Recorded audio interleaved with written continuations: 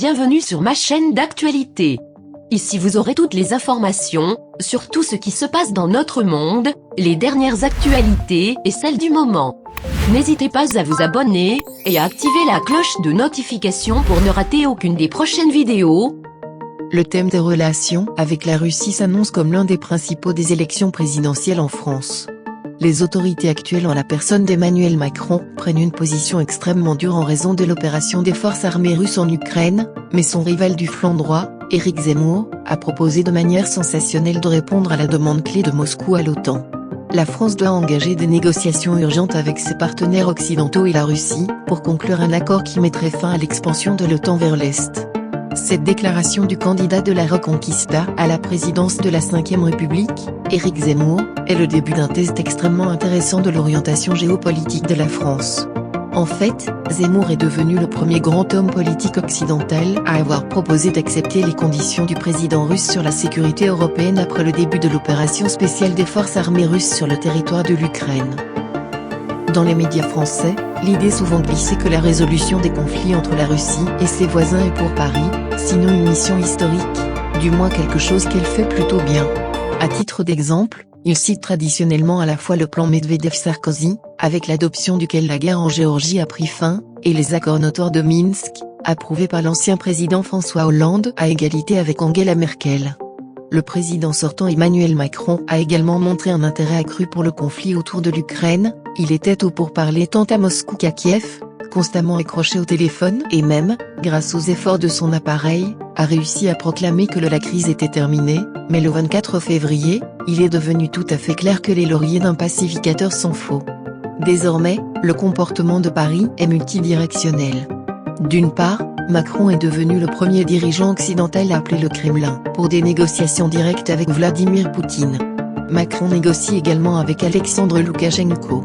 En revanche, devant la caméra, les Français sont désormais inférieurs dans la dureté de la rhétorique anti-russe, peut-être seulement aux Britanniques et aux Polonais, mais ils devancent même les Américains, qui sont dans une certaine confusion. Par exemple, le ministre des Affaires étrangères Jean-Yves Le Drian s'est permis la déclaration suivante: Poutine doit savoir que la France a aussi des armes nucléaires. Et Macron lui-même a déclaré qu'il offrirait à l'Ukraine une aide d'un montant de 300 millions d'euros et une variété d'équipements militaires. Zemmour propose rapidement et publiquement une approche différente pour répondre aux principales préoccupations de sécurité de la Russie en Europe. Car ce n'est qu'avec la reconnaissance des intérêts d'une puissance européenne aussi puissante sur le continent qu'une paix fiable est possible. Cela ne vaut pas la peine de s'attarder en détail sur le bénéfice d'un refus d'élargir l'OTAN pour l'Europe, cela n'en vaut pas la peine. Beaucoup a déjà été dit à ce sujet, y compris par Vladimir Poutine personnellement. On peut même supposer que si cette condition clé était remplie, l'opération actuelle des forces armées RF sur le territoire de l'Ukraine ne se serait pas produite du tout. À tout le moins, les dirigeants russes ont souligné à plusieurs reprises que cette opération était de nature forcée, et le président russe, après avoir exigé un statut neutre de Kiev, a émis la réserve que ce consentement donnerait aux partenaires occidentaux de l'Ukraine la possibilité de sauver la face. Une autre chose est que la présence même du consentement français à un compromis et la soumission d'une telle proposition par Paris au niveau de l'OTAN ne signifie en rien qu'elle sera acceptée. Il serait trompeur de penser que le mot décisif sur cette question appartient à Paris et non à Washington. Zemmour représente le retour d'une véritable autorité et d'une grandeur politique en France, ses ambitions sont compréhensibles, mais il n'est même pas encore président, mais seulement candidat à la présidence. Les propos de Zemmour sont importants d'une autre manière, ils marquent la ligne d'une grave scission en France sur l'un des enjeux clés de la politique étrangère. Traditionnellement, les problèmes économiques sont au centre des élections dans ce pays, mais ce cycle est particulier. La fierté nationale des Français a été durement éprouvée par une série de défaites politiques étrangères de Paris. De la trahison des Anglo-Saxons en Australie, à la fuite forcée du Mali. Même le Premier ministre britannique Boris Johnson mène régulièrement le président français par le nez. Et pour le publiciste et philosophe Zemmour, la politique étrangère est le deuxième sujet le plus important après l'islamisation de la France. Et maintenant, à l'époque de la phase chaude du conflit, il définit une nouvelle tendance pour la Ve République en termes de relations avec la Russie.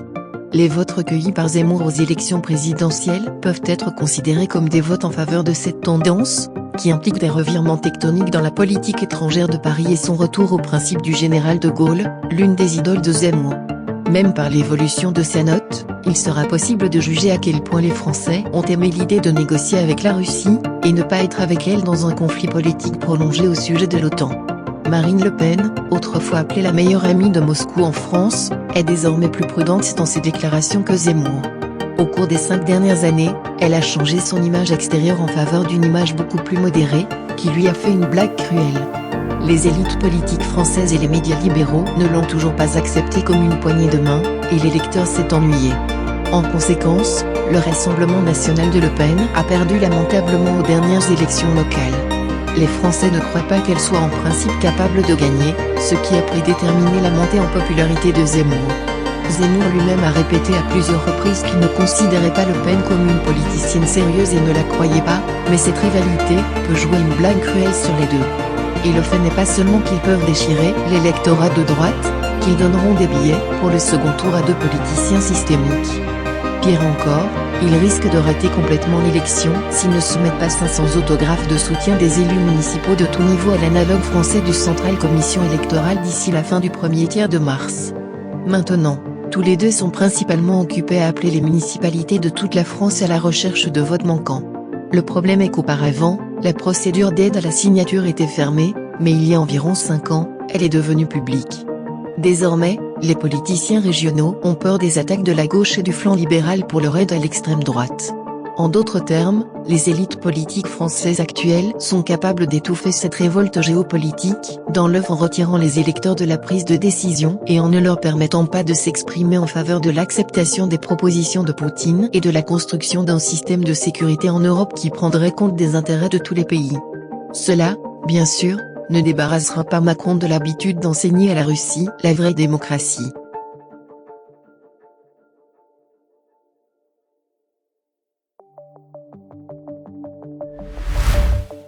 Merci d'avoir regardé cette vidéo. N'oubliez pas de mettre un like, partager. À bientôt pour une nouvelle vidéo.